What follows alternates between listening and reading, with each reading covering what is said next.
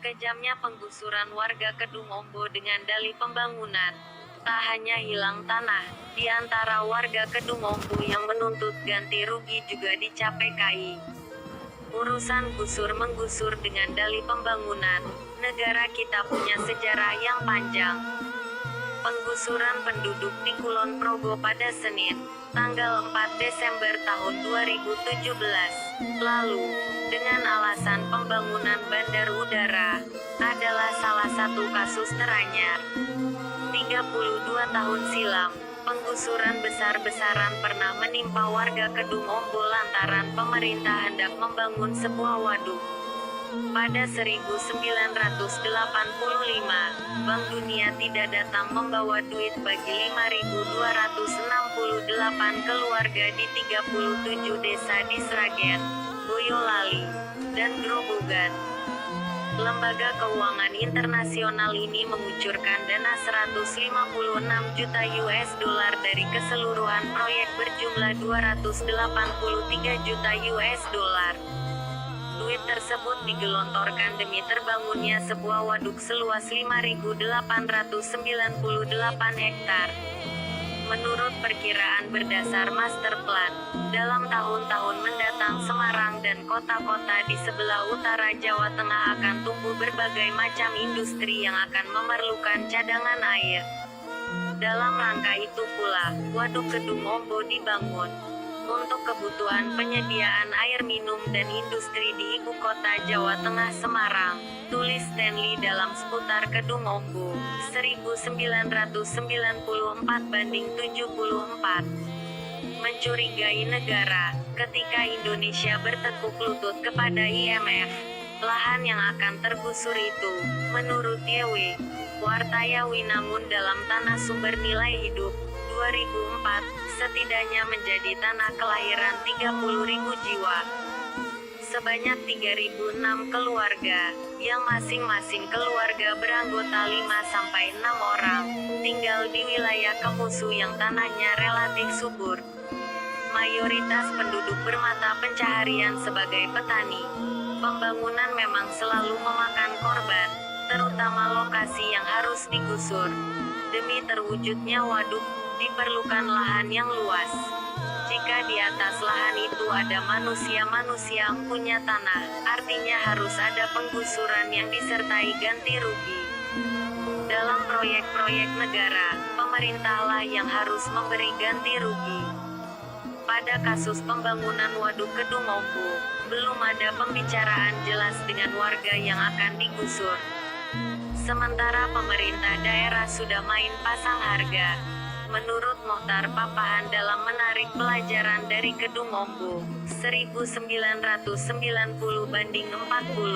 lewat surat keputusan Gubernur Kepala Daerah Tingkat 1 Jawa Tengah nomor 593, 135/1987, besaran nilai ganti rugi tanah pekarangan yang terkena proyek Waduk Kedung Ombo di wilayah Kabupaten Sragen, Boyolali dan Grobogan sebesar Rp700 per.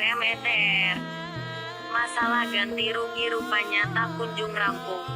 Bahkan ketika waduk mulai digenangi air sejak tanggal 14 Januari tahun 1989 dan menenggelamkan apapun di dalamnya.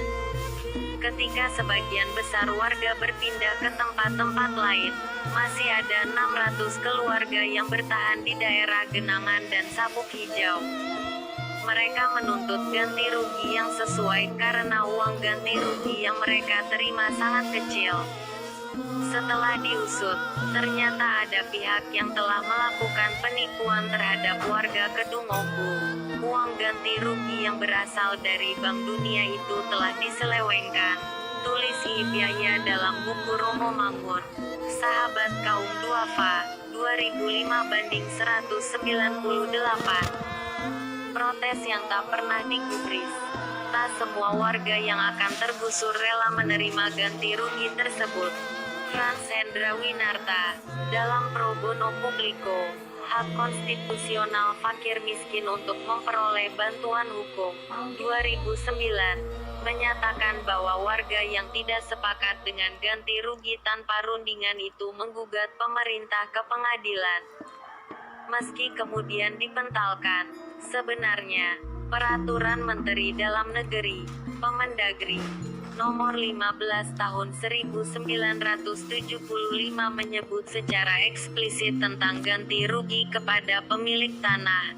Di dalam mengadakan penaksiran, penerapan mengenai besarnya ganti rugi, panitia pembebasan tanah harus mengadakan musyawarah dengan para pemilik pemegang hak atas tanah dan atau benda, tanaman yang ada di atasnya berdasarkan harga umum setempat. Aksi gebuk aparat saat pengosongan paksa lahan Bandara Kulon Progo. Aktivis agraria, Sultan abaikan asas keadilan warga penolak bandara. Penangkapan aktivis dalam pusaran konflik agraria. Peran Jokowi memuluskan megaproyek Bandara Kulon Progo. Penolak bandara Nia, kami pertahankan milik kami punya hak. Terkait masalah hukum lahan Kedung Ombo, menurut Frans Hendra Winarta, pemerintah melakukan intervensi ke lembaga peradilan, di dalam hal ini Mahkamah Agung. Ketua Mahkamah Agung Purwoto Ganda Subrata dipanggil Presiden setelah keluarnya putusan kasasi Mahkamah Agung yang mengabulkan permohonan warga Kedung Ombo. Ketua Mahkamah Agung meminta agar kasus Waduk Kedung Ombo diselesaikan dengan sebaik-baiknya. Ketua Mahkamah Agung kemudian mengeluarkan surat keputusan yang menetapkan penundaan eksekusi ganti rugi terhadap warga Kedung Ombo. Tulis Frans Hendra Winarta, halaman 130. Sementara itu, pemerintah Orde Baru bersikeras membangun waduk meski merugikan petani yang lama tinggal di sana. Semua itu, tentu saja, dilakukan atas nama pembangunan. Selain diperlemah secara hukum, citra PKI tak lupa dilekatkan kepada warga Kedung Ombo. Di Kedung Ombo, petani yang membangkang untuk menyerahkan tanahnya, dicap sebagai PKI dengan cara diberi kode R di KTP mereka, padahal mereka adalah petani yang sejak lama bersih dari identitas seperti itu. Bahkan, Presiden Soeharto sendiri dalam pidato pembukaan Waduk Kedung Ombo mengatakan dirinya memahami bahwa orang atau warga yang tidak mau menerima pembangunan Waduk Kedung Ombo disusupi oleh komunis. Tulis Ikrar Nusa Bakti dalam militer dan politik kekerasan Orde Baru. Soeharto di belakang peristiwa tanggal 27 Juli 2001 banding 280. Dalam peresmian waduk itu, pada Sabtu pagi tanggal 18 Mei tahun 1991 di Desa Kedung Ombo, Grobogan, Jawa Tengah, seperti tercatat dalam jejak langkah Pak Harto tanggal 21 Maret tahun 1988 sampai 11 Maret tahun 1993, 2010. Soeharto mengatakan bahwa ia tahu sebagian anggota masyarakat telah memberikan pengorbanan bagi pembangunan waduk ini. Bagi Presiden, intinya, pembangunan itu untuk rakyat, dan bukan sebaliknya. Kalaupun rakyat terpaksa harus diminta pengorbanannya, hal itu tidak lain karena ada kepentingan yang lebih besar, kepentingan rakyat yang lebih banyak dan kepentingan jangka panjang yang lebih jauh. Setelah peresmian, Presiden berdialog dengan 51 petani. Dalam kesempatan itu Soeharto mengingatkan, masyarakat yang belum mau pindah dan minta tambahan uang ganti rugi agar jangan sampai menjadi penghalang. Ia menambahkan, mereka akan masuk dalam catatan sejarah sebagai kelompok yang balelo mengguguk Makuto Waton, membangkang, keras kepala, dan kaku. Dikatakannya bahwa jika ini sampai terjadi, maka predikat tersebut akan disandang oleh anak cucu mereka. Predikat itu tak jauh beda dengan warga negara pemilik KTP dengan kode F, seperti diberikan kepada bekas PKI dan koleganya. Salah satu akibatnya, mereka sulit jadi pegawai negeri. bagi Soeharto. Seperti dicatat dalam Siapa Sebenarnya Soeharto, 2006, karya Eros Djarot.